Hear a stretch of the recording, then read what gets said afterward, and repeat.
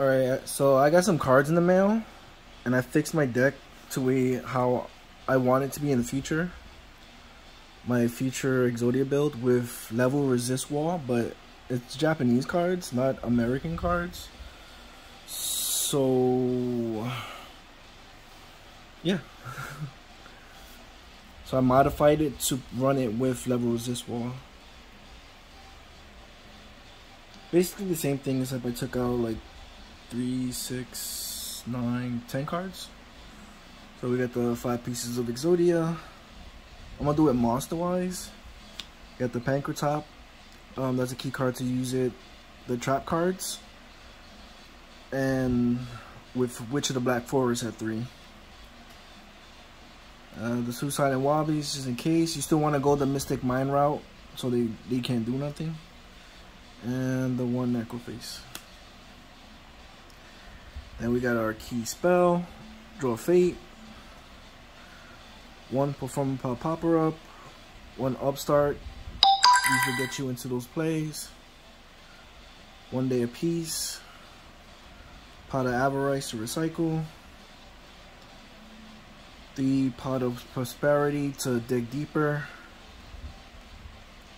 You got the 3 Mystic Minds to lock down the field so they can't do nothing. They can't combo you and let you go off. And you don't need much for this combo. You just need 3 cards, even without Mystic Mind for game. And I'll show you the combo. Terraforming, 2 Demise of the Land, 1 Field Barrier, and Harpy's Feather Duster. Then you got the Metaverse, the 3 Solemn Judgments, and the trap cards that are needed for it.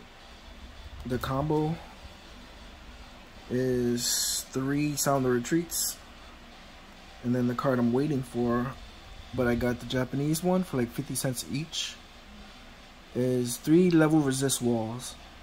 You can look it up if you want, but when a monster is destroyed, you can special summon monsters from your deck equal to its level, the total level of the monster that was destroyed.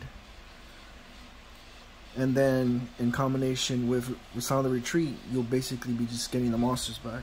So the combo would be you pairing them up, the trap, along with either Witch of the Black Forest, because this would let you use its effects, or Panker tops, or depending on if you have 2 pieces in hand, you can just go another route. But basically either or is part of the OTK. 1 turn Exodia. So let me fix all of this so I can just show you steadily what it does. I mean, by now you should know what it does. Not from me, but also other YouTubers. So basically, let's say you go first, you can set. They don't do nothing. They don't OTK you. On your turn, you can special summon Panker Top, have it crash into one of their monsters, and when it's destroyed, being that it's a level 7, once it hits the graveyard, you can activate level resist wall, and you can special summon monsters that total 7, since he was a 7. So basically that's 3, 4, 5, 6, 7. Since each of the limb is 1 and the head is 3, you got 7 there. And then they're special summoned to the field. And then you could play Sound of Retreat. Return all monsters you control to your hand. So basically it goes to your hand. And obviously you know what happens when you have all 5 pieces in your hand, you automatically win. Now that's what Panker Chop. I like it, but not really so much. It's in the deck to help out. But I love it with Witch, because Witch, the combo, you could go first. And then basically you set. Pass turn. If you have something else, like they know you're gonna Mystic Mind, it doesn't matter. Let's say this is summon 1 monster, just showing off the combo, and you just gotta be careful from Ash and stuff. But either way, this is the combo uninterrupted. Witch of the Black Forest gets destroyed, you can activate level resist wall and chain Witch of the Black Forest effect to level resist wall. So Witch will allow you to search out the head of Exodia to bring to your hand. That's what you want to search with Witch, because now this is in hand. I'll put it right there just to showcase this is in hand. And then level resist wall activates. You can special summon monsters that total 4.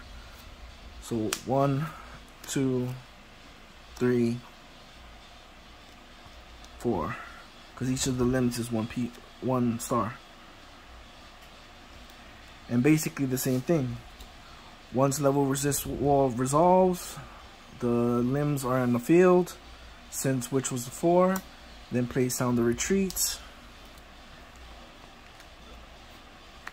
Comes back to hand. And you have your automatic win.